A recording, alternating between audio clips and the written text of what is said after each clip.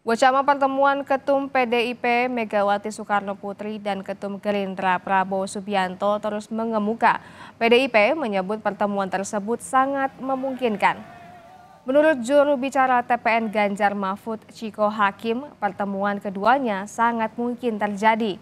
Namun pihaknya ingin lebih dulu menuntaskan sengketa pemilu di MK sebelum membicarakan pertemuan Megawati dengan Prabowo.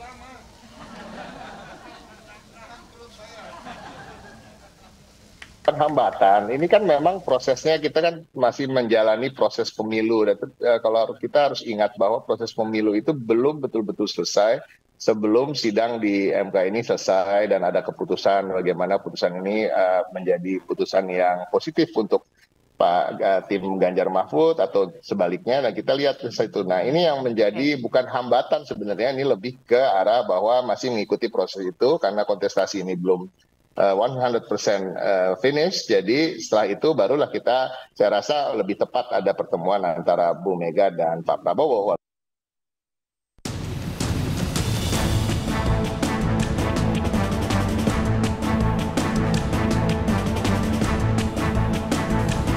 Kenegarawanan Hakim Konstitusi.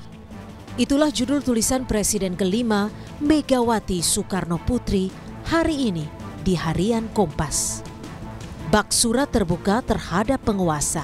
Di awal tulisannya, Megawati menekankan tanggung jawab penguasa seperti presiden terhadap etika sangatlah penting. Maka, bila presiden terkesan memperjuangkan kepentingan sendiri atau keluarganya, itu fatal. Sebab presiden adalah milik semua rakyat Indonesia. Mega juga menulis, Pilpres 2024 merupakan puncak evolusi. Kecurangan terstruktur, sistematis, dan masif. Ditambah motif nepotisme yang mendorong penyalahgunaan kekuasaan presiden. Sehingga Mega menuntut sikap kenegarawanan Hakim Mahkamah Konstitusi untuk memulihkan etika dan moral. Di akhir tulisan tangannya, Megawati bahkan mengingatkan, tidak ada kekuatan yang menghalangi fajar menyingsing di ufuk timur. Sadarlah, insaflah. Ingat, nama-nama kalian akan tertulis dalam sejarah Republik Indonesia. Semoga. Amicus Curiae. Nuansa tudingan yang ditujukan pada Jokowi dan Gibran ditanggapi Menteri Investasi Bahlil Lahadalia. Ia mempersilakan siapapun yang bisa membuktikan dugaan kecurangan presiden di pemilu 2024. Mengenai majunya Gibran, Bahlil katakan tidak ada aturan yang melarang anak presiden untuk maju di pemilu. Selama itu bisa dibuktikan, monggo saja. Tetapi ini kan masih dugaan. Ya namanya duga, kita juga jangan seuzon.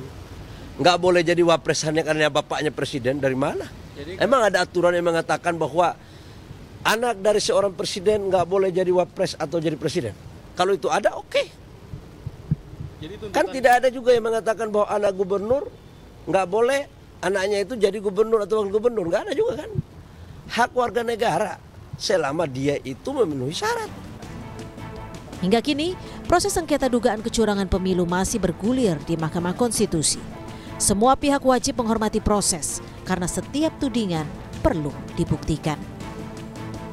Tim Liputan, Kompas TV.